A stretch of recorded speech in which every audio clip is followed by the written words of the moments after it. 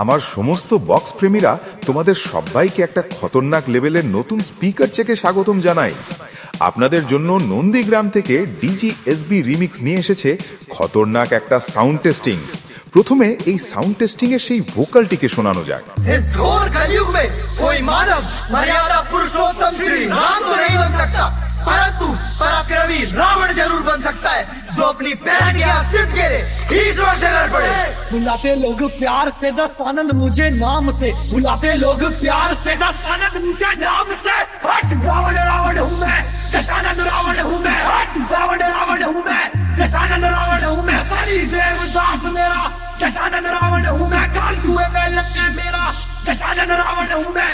এরপর আমরা এই টেস্টিং এর হাই ফ্রিকোয়েন্সি ও মিড ফ্রিকোয়েন্সি ভোকাল টুইটারের সাথে চেক করে নেব। बुलाते लोग प्यार से दस आनंद मुझे नाम से, बुलाते लोग प्यार से दस आनंद मुझे नाम से। এরপর আমাদের সাউন্ড অপারেটর ভাই সাউন্ডের বেশ প্রেসার বাড়িয়ে চেক করা যাক আমাদের সেই ধামাকেদার বুক কাঁপিয়ে দেওয়া ভাইব্রেশন বেলস।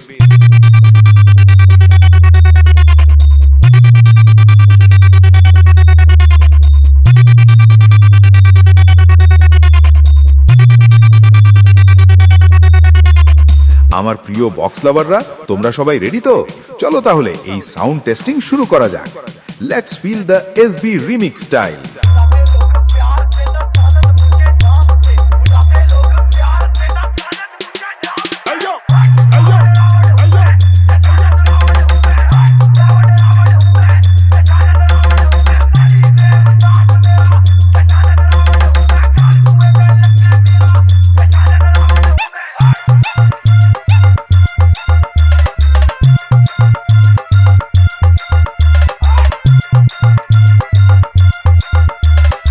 नंदीग्राम से एसबी रीमिक्स।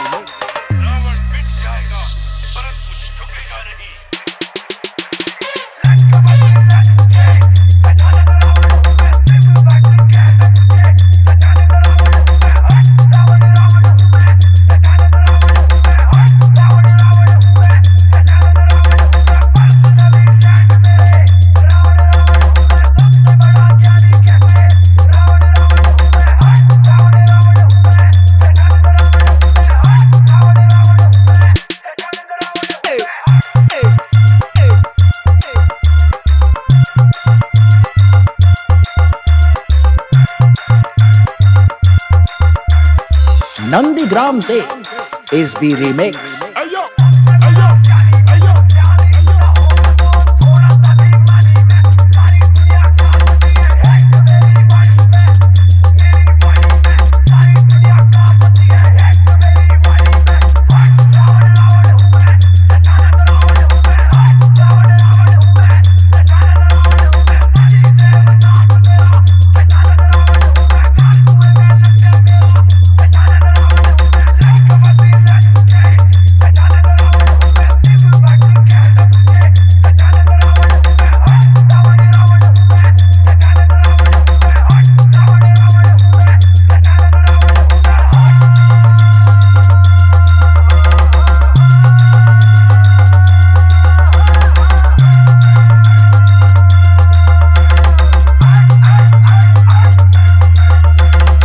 नंदीग्राम से एसबी रीमिक्स।